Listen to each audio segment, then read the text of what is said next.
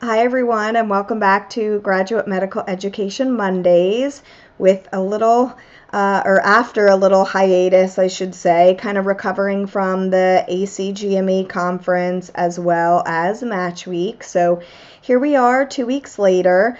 And this week I wanted to touch on institutional site visits, and mainly because I have my own institutional site visit later this week.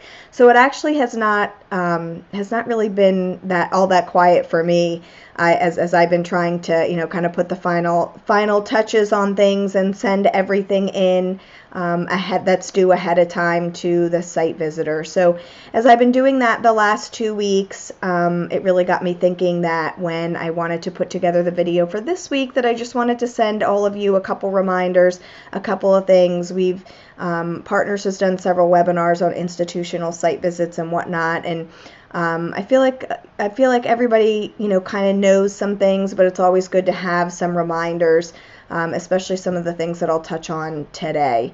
So the first is annotating your GMEC meeting minutes. I feel like for the most part, all of us know that by now. If you didn't, now you do know that for your institutional site visit, you will be asked to provide several months worth of your GMEC meeting minutes, and that they need to be annotated, meaning that you're putting the requirement number into your meeting minutes so the site visitor can clearly kind of go through your meeting minutes and see that your GMEC is meeting all of the responsibilities as outlined in the institutional requirements.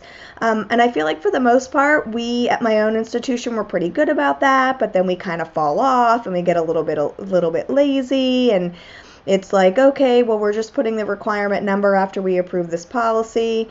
So, just one of those things, because you end up finding yourself in the situation that we have the site visit, now we're getting our meeting minutes, and you have to kind of go back through, read all your meeting minutes, and then add the requirement number back in there.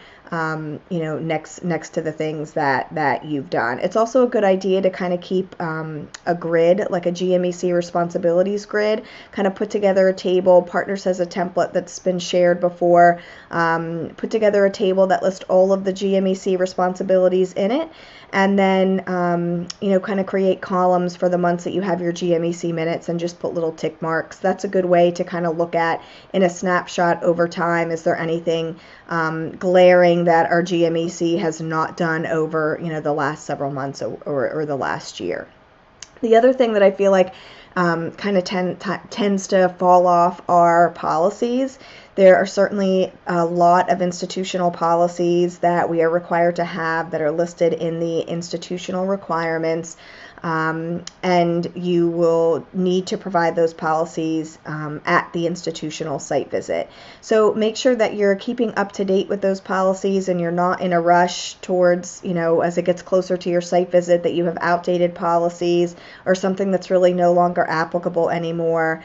Especially now that with the revised Common Program requirements that became effective last July, and of course there's more changes to the Common Program requirements going into effect this July, as well as the institutional requirements that will be going into effect this July, which are final and approved, and those are on the ACGME website.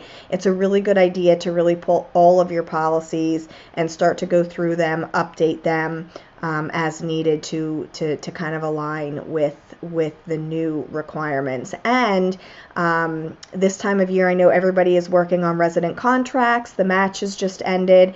If you touch on some of your policies in your contracts, if you kind of summarize them or do anything like that, make sure that if you make changes to your policies, that you are making the same changes in your resident contract as needed, so that what's written in your resident contract is aligning with any updates or revisions that you've made to your institutional policies.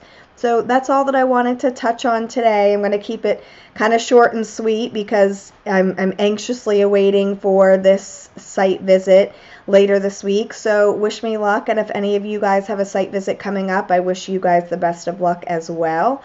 And stay tuned. We will see you next week. Bye.